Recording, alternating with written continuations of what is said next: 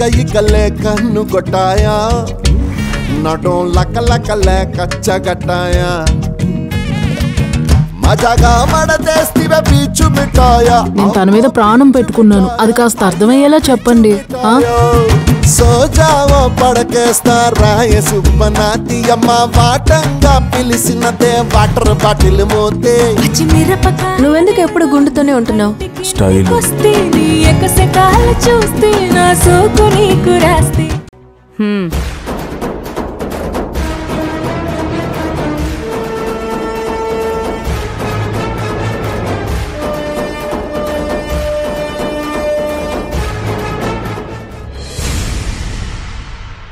మీ నోరు కటువు కాని మనసు నిండా కరుణే అని నిరూపించారమ్మా. వస్తామమ్మా. చేతి నిండా డబ్బు చూసేసరికి నా మనసు నిండా కరుణేనని ఎంత పొగిడారో చూడు. నువ్వు ఎంత డబ్బు పోసి మంచి పేరును కొన్నా ఆల్రెడీ ఆ సుబ్బారాయుడు నీకన్నా డామినేషన్లో ఉన్నాడు కదా. కరెక్టేరా తమ్ముడు, కానీ నేను ఏ డబ్బుతో అయితే మంచి పేరును కొన్నానో అదే డబ్బుతో వాడి మంచి పేరుని చెడగొడతాను. వాడి చిన్న కూతుర్ని చెడిపోయిన దాని కింద ప్రచారం చేయిస్తాను. అప్పుడు సుబ్బారాయుడి పేరు పడిపోతుంది, ఈ రోజారాణి పేరు నిలబడుతుంది. అంతా బాగుందక్క, కానీ ఆ సుబ్బారాయుడి చిన్న కూతుర్ని ఎలా బ్యాట్ చేద్దామని? పెళ్లిని 1 నెల రోజులు వాయిదా వేయమని ఆ పిల్ల అడిగిందంట. ఎందుకై ఉంటుంది? పైగా ఆ పట్నం వాడికి దీనికి మధ్య ఏదో నడుస్తుందని నువ్వే చెప్పావుగా. ఏం మాత్రం చిన్న విషయం తెలిసినా దాన్ని అడ్డం పెట్టుకుని అడ్డంగా ఆడేసుకుందాం. ఏమంటావ్? అంతే కదక్క. ఆ పట్నం వార్తలు నాకు అందించే పని చూడు నువ్వు. అలాగే చూస్తానక్క. కాకపోతే ఖర్చులకేగా. అవునక్క. ఇస్తాన్లే తమ్ముడు.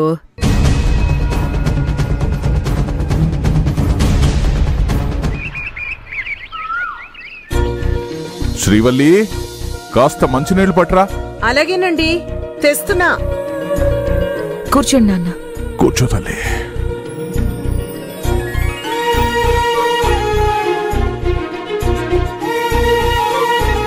తీసుకోండి. Thank you.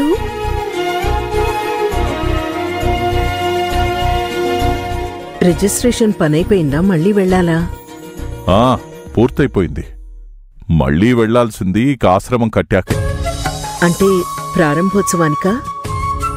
అవును శ్రీవల్లి, ఆ సేవా సంస్థ వాళ్ళు మన పెద్ద కూతురు పేరు మీద ఆశ్రమం పెడతామని గొప్ప మనసు చాటారు.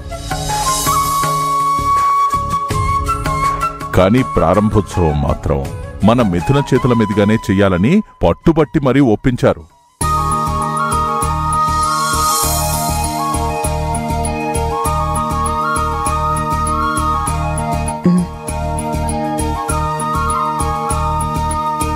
నాన్న, ఏంటి తల్లి? ఒక 10 రోజులు నేను విరాజ్ హైదరాబాద్లో ఉండొస్తాం నాన్న.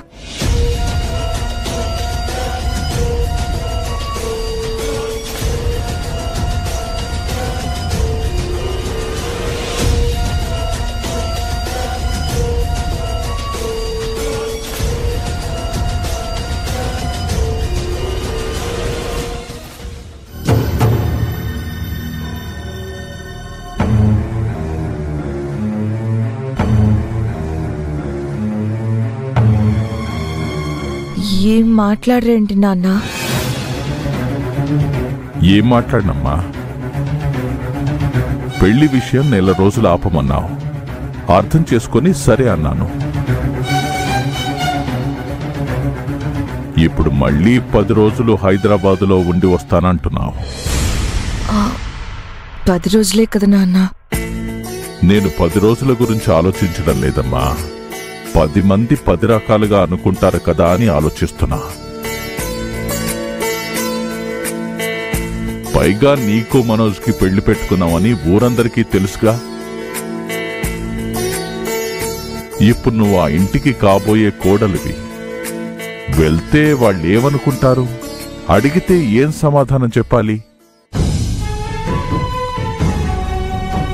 ఎందుకో ఇప్పుడు నువ్వు వెళ్ళడం కరెక్ట్ కాదని నాకు అనిపిస్తుందమ్మా.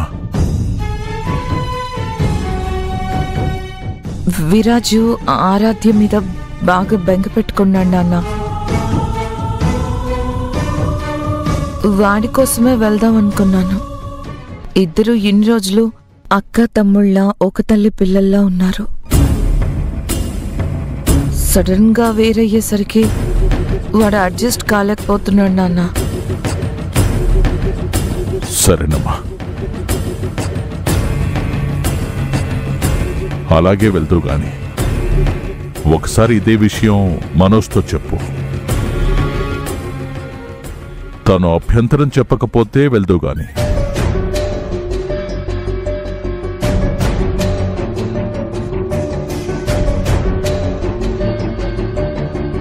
సరే నాన్న.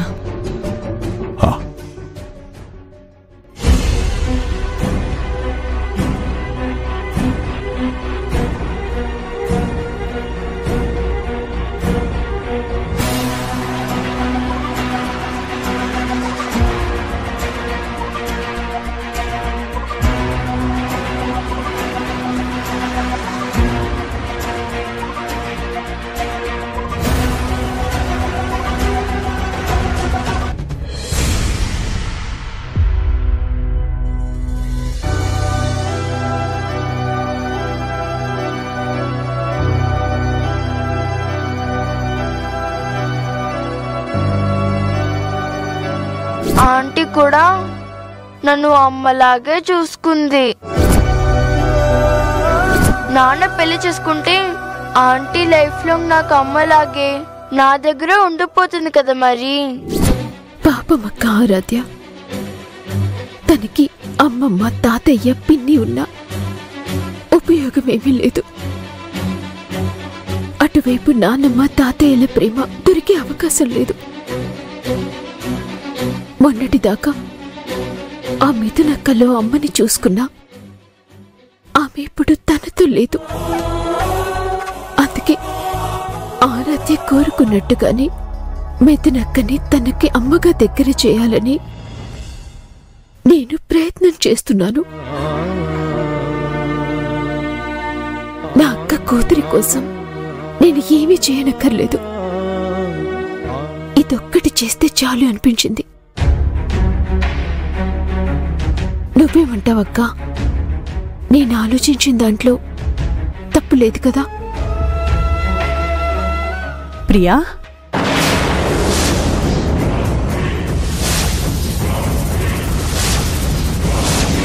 అమ్మా అంతా వినేసిందా?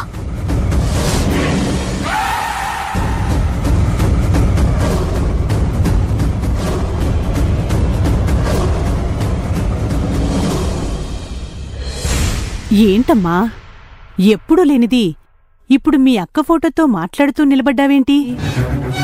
అమ్మయ్యా, అమ్మేం వినలేదు. అంటే అమ్మా, ఆత్య తెలుసు కదా, వాళ్ళ నాన్న ఫ్రెండ్ ఆ పాపని దగ్గరికి తీసింది. ఆవిడలోనే ఆ పాప తల్లిని చూసుకుంటోంది. ఆవిడకి వాళ్ళ నాన్నకి పెళ్లి చేస్తే తనకి అమ్మ దొరుకుతుంది కదా అనే ఆశతో ఉంది పాప. తప్పు లేదు కాబట్టి. పాపం తల్లి లేని ఆ పిల్లకి ఆ అమ్మ అవసరం తీర్చే మనిషొస్తే మంచిదేగా. మరి వాళ్ళ నాన్నకి తన ఫ్రెండ్ని పెళ్లి చేసుకునే ఉద్దేశం ఉందో లేదో? ఉన్నట్టే ఉందమ్మా. ఉంటే వాడికి బుద్ధి లేనట్టే.